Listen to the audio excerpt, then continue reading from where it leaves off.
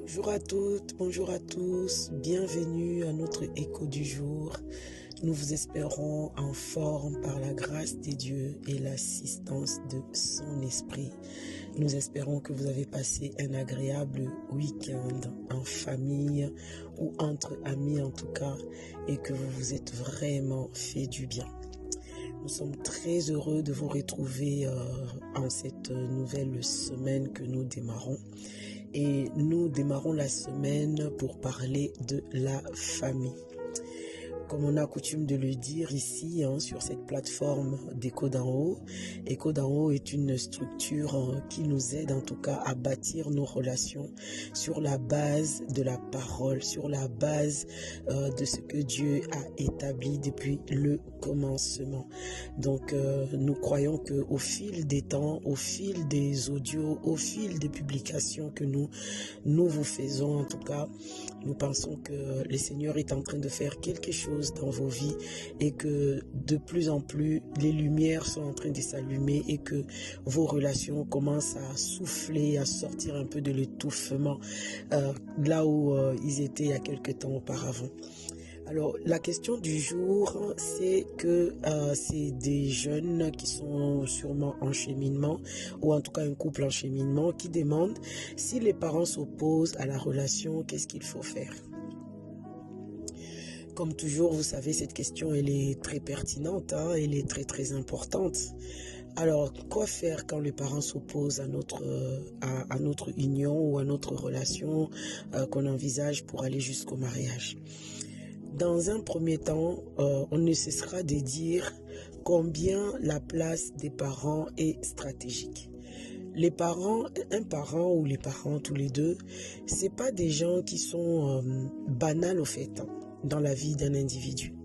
Nous tous, nous avons des parents, même nos parents ont leurs parents. Nous venons tous de quelque part, nous ne sommes pas tombés sur la terre comme ça, par hasard, et puis on est là.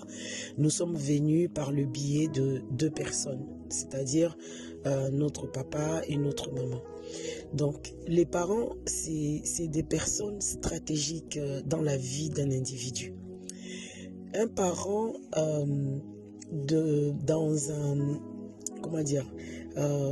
la première pensée au fait quand on parle d'un parent, c'est cette personne à qui Dieu t'a confié pour pouvoir te faire grandir, t'aimer, te sécuriser, te scolariser, te bâtir, faire de toi ce que tu dois être demain, t'éduquer, t'orienter, te conseiller, te faire en sorte que tu sois en bonne santé, que tu sois en forme, que tu sois bien vu dans la société, tout ça. Un parent, donc c'est vraiment tout ça et c'est un travail qui est vraiment énorme. Et un parent, quand on parle de parents, on ne peut pas imaginer qu'un parent fasse du mal ou veuille du mal de son enfant. C'est pas compatible, c'est paradoxal. Malheureusement, je sais, vous allez me dire, mais attention, on a des parents ceci, des parents cela. Je suis d'accord avec vous. Mais dans la première intention de Dieu, Dieu n'a pas créé, Dieu n'a pas positionné les parents pour être les destructeurs de leur propre foyer ou encore de leurs propres enfants. C'est pas possible, c'est inimaginable dans la pensée divine. Vous savez, ici à Écho d'en haut, nous proclamons la bonne nouvelle du royaume, mais dans le couloir de la famille, de la relation. Et cette bonne nouvelle aujourd'hui que nous avons à vous annoncer, c'est que il est inconcevable dans la pensée de Dieu qu'un parent puisse détruire son propre enfant. C'est pas possible. Dieu a confié un enfant ou des enfants à des parents pour que les parents puissent travailler à côté de cet enfant, de l'amener quelque part pour que lui-même il devienne l'adulte sur qui la société peut compter demain. Donc, ça, c'est la pensée de Dieu. D'accord, nous sommes dans un monde perverti et qu'il y a des malversations, il y a des perversions, il y a beaucoup de choses. Mais nous ne sommes pas en train d'aller là-bas. Aujourd'hui, on parle d'un parent selon la pensée de Dieu. Maintenant, lorsque je vais me marier ou construire une relation avec quelqu'un et mes parents ou les parents de l'autre, parce que ça reste des parents, que ce soit de l'un ou de l'autre, s'opposent à la relation ou mettent un bémol à la relation ou hésitent, ou en tout cas, vous voyez, ces sentiments un peu, voilà, on n'a pas trop envie, non, on ne les sent pas, non, pourquoi maintenant, je ne sais pas quoi.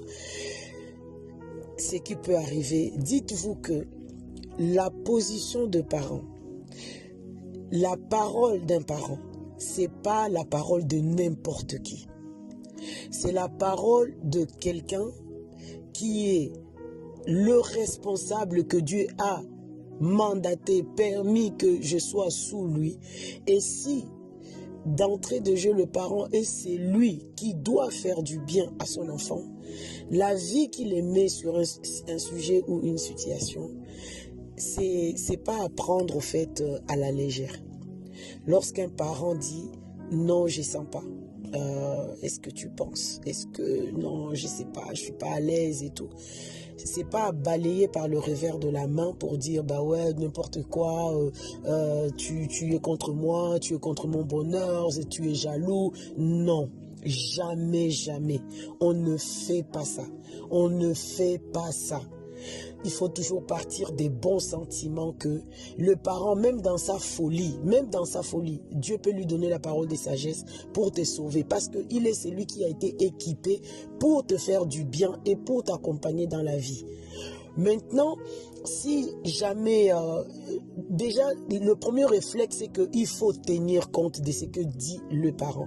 Si le parent dit ça, arrête-toi, prends le temps d'examiner, prends le temps de prier, prends le temps de chercher Dieu, prends le temps de te poser des questions, prends le temps de peser ce que le parent est en train de dire. Pourquoi? Et à la lumière de la parole, dans la prière, Dieu qui est le Père suprême, comme l'histoire d'Abraham et Sarah, Sarah a émis l'idée à Abraham pour dire non, renvoie Ismaël, mais comment dire, Abraham a fait non, pas question, c'est mon fils et tout. Mais après, Sarah est restée dans une attitude correcte au fait. Il s'est pas rebellé contre Abraham, elle s'est pas agitée, elle n'a pas mené la révolution au sein du foyer. Mais ouais, tu m'écoutes pas, elle n'a pas fait la crise, elle n'a pas menacé le divorce, elle n'a pas menacé de quitter ou je ne sais pas quoi. Elle est restée calme, elle a été chercher Dieu, elle a continué à faire confiance au Seigneur. Et c'est le Seigneur lui-même qui est venu parler à Abraham pour lui mettre la conviction pour dire ta femme a raison, renvoie cet enfant, elle n'est pas de bonne compagnie à côté du fils de la promesse. De la même manière, lorsque un parent s'oppose à ta relation, à ton mariage, reste calme, va chercher Dieu, Dieu qui est le Père suprême, soit il te parlera à toi pour dire oui, ton père a raison, considère ça, ou ta mère a raison, considère ça, ou sinon, si le père se trompe ou la mère, les parents se trompent, le Seigneur inclinera leur cœur au fait. Mais le tout, c'est ton attitude qui doit être correcte. Est-ce que vous vous êtes posé la question, rien que au départ, quand on regarde, on a toujours dit ici que le livre de la Genèse est le livre où c'est bourré des principes. En fait, Dieu plante les décors de tous les principes de l'existence, quoi. Vous voyez l'exemple, par exemple, d'Ésaü et Jacob. Ésaü était un enfant qui donnait vraiment du fil à retordre auprès de ses parents. Et Ésaü épousait les femmes sans avis de ses parents. Il prenait telle femme, il prenait à droite, à gauche et tout.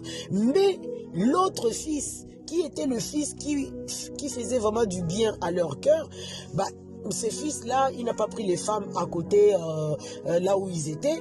Les parents se sont convenus, toi, va chez ton oncle Laban, trouve une femme là-bas. Cette tradition a perduré, en tout cas pour des enfants qui étaient attentifs à l'oreille, à l'écoute des paroles, de la direction des parents, jusqu'à une certaine période. Ce sont les parents qui trouvaient la fille pour leur fils, pour le marier au fait. Aujourd'hui, les choses ont changé, mais ça ne veut pas dire, ça ne peut pas nous donner la raison pour dire ah ouais, basta, la révolution, je prends plus en compte les conseils des parents, je fais comme je veux, c'est la démocratie et tout. on va se tromper.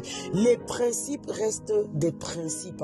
Le principe fondamental, c'est que on est toujours à l'écoute de ses parents. Parce que Dieu les a équipés, Dieu les a mandatés, Dieu leur a donné quelque chose pour nous. Et si on est à l'écoute, on peut être préservé, on va bénéficier d'une protection qu'on n'a même pas idée au fait. Donc, jamais passer à côté de la parole des parents. S'ils se trompent, confie-toi dans le Seigneur. Le Seigneur te dira s'ils se trompent. Dans ces cas, avec beaucoup de tact et de sagesse aussi, tu sauras comment faire. Mais nous ici, ce qu'on est en train, on peut te conseiller, c'est que premièrement, considère ce que les parents disent, analyse, étudie, réfléchis, prie et puis laisse-toi conduire. Deuxièmement, attends. Sois patient vis-à-vis d'eux, essaye de le convaincre, essaye de leur parler, essaye avec beaucoup de respect, avec beaucoup de sagesse, jusqu'à ce que le parent te donne même son petit oui, ça te suffira. Mais attends le petit oui des parents avant de déclencher, voilà, allez, la relation démarre, la relation elle est là, machin et tout. Ne pars jamais sans leur oui, sans leur bénédiction. Sinon, ça risque d'être très compliqué. Je sais que ce qu'on dit ici, c'est pas populaire, mais c'est le principe divin. Si tu veux pas être coincé demain devant toi, essaye de faire les choses en amont. Donc, ne te précipite pas. Reste calme, reste respectueux, prie, cherche la face de Dieu, considère ce que les parents disent, analyse, parle avec eux, négocie, sois vrai, sois sincère avec eux. Et par la suite, sois patient. Si tu es vraiment convaincu qu'ils se trompent, sois patient avec eux. Amène-le jusqu'à convaincre leur cœur. Reste respectueux jusqu'à ce qu'ils te disent même un petit oui. Là, tu peux aller avec leur bénédiction. Mais de grâce, ne te lève pas pour aller te marier sans même un petit oui de tes parents. Que la sagesse d'en haut nous soit communiquée dans le nom de Jésus. Nous prions pour vous. Amen.